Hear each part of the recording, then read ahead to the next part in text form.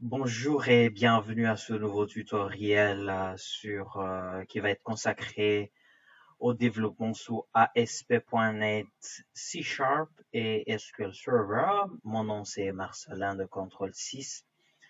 Aujourd'hui, nous allons parler euh, d'abord de la création d'un nouveau projet, ensuite de l'utilisation des outils de base. Enfin, des notions sur les styles CSS. Euh, je vous prie de regarder cette vidéo jusqu'au bout, car je vous réserve des surprises à la fin. Et n'oubliez pas de liker cette vidéo et de vous abonner, car dans la prochaine vidéo dont je vous annonce déjà les grands points, où nous allons parler des interactions avec C Sharp et ce qui est très très intéressant de la connexion sur la base de données.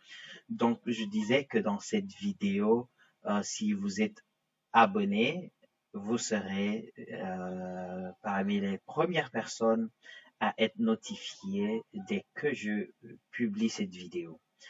Et voilà, donc, let's go. D'abord, nous allons ouvrir notre Visual Studio et nous allons commencer par créer notre projet.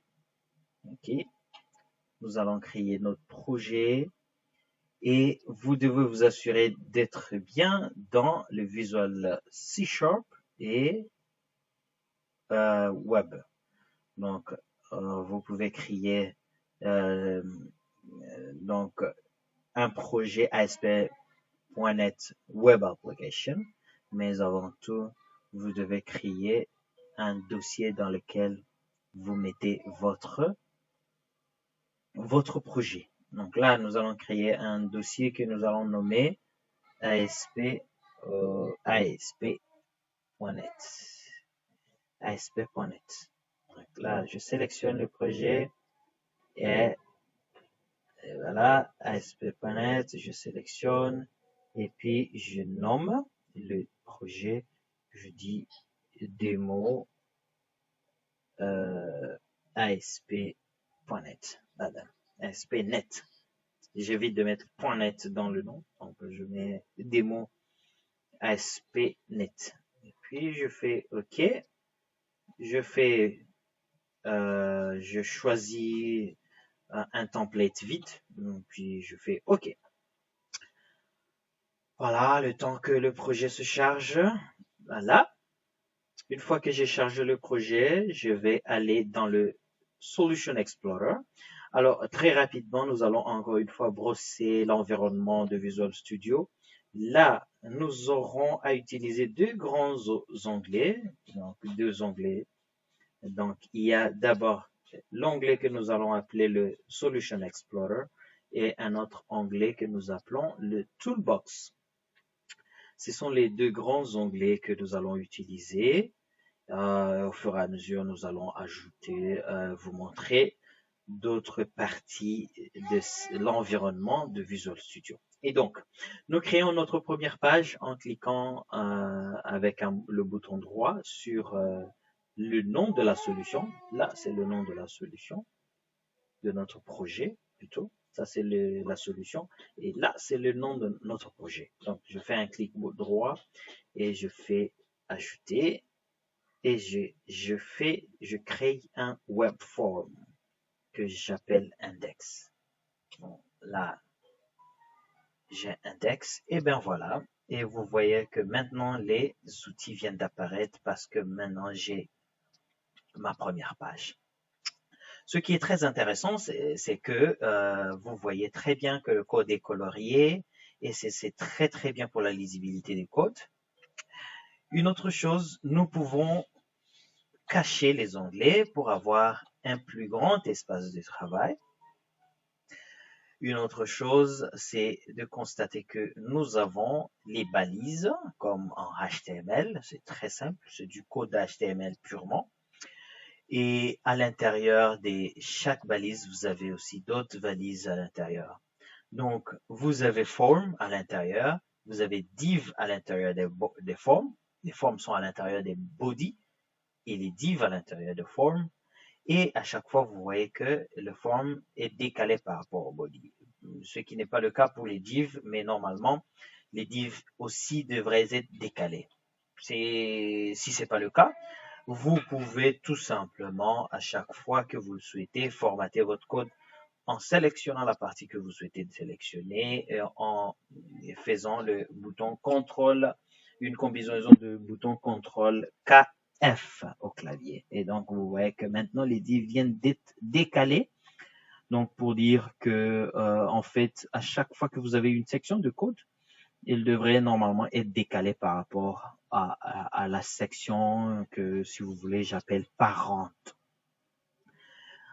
Ensuite, si je vais là-bas, à l'intérieur, vous voyez que automatiquement, il y a eu un décalage automatique. Donc, voilà, si je commence à écrire, vous constatez que ce que j'écris se met en décalage par rapport au div.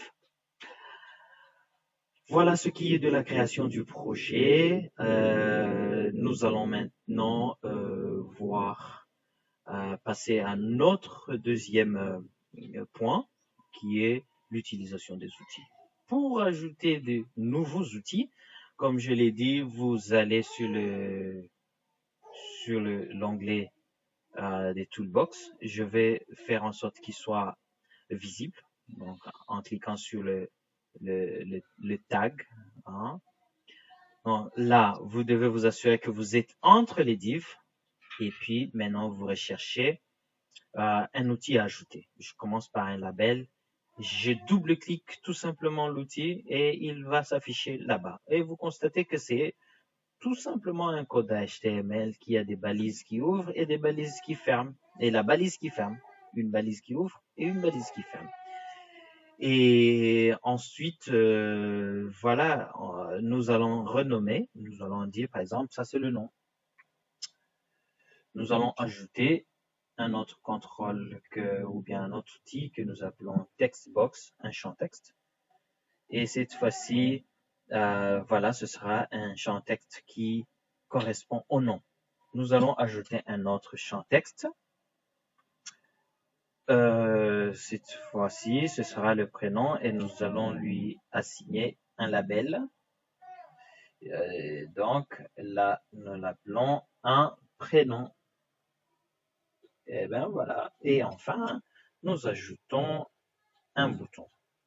Voilà, bouton, un button. Oh, j'allais écrire en français, ça s'écrit en anglais. Vous allez comprendre que moi, je travaille sur un environnement anglais. Donc, je suis sur la langue, j'utilise la langue anglaise. Vous pouvez utiliser la langue française, comme bon vous semble, mais je vous conseille très fortement d'utiliser l'environnement anglais parce que la programmation en général fonctionne en anglais. Et ben voilà. Donc, nous avons un bouton et ici je vais l'appeler valider. Et ben voilà. Et nous pouvons tester notre projet en cliquant sur le bouton play juste là et le projet va s'ouvrir sur Google Chrome. Et bien voilà, vous avez le label, le nom, le prénom et voilà le bouton. Nous pouvons également ajouter un titre à ce projet, à cette page plutôt. Et voilà, et le titre, cette fois-ci, nous allons ajouter un H1. Voilà, un H1. Et je dis par exemple ma page. Et bien voilà, j'enregistre. Et si je vais tester, je vais voir que ça me donne le titre juste en haut. Et voilà quoi.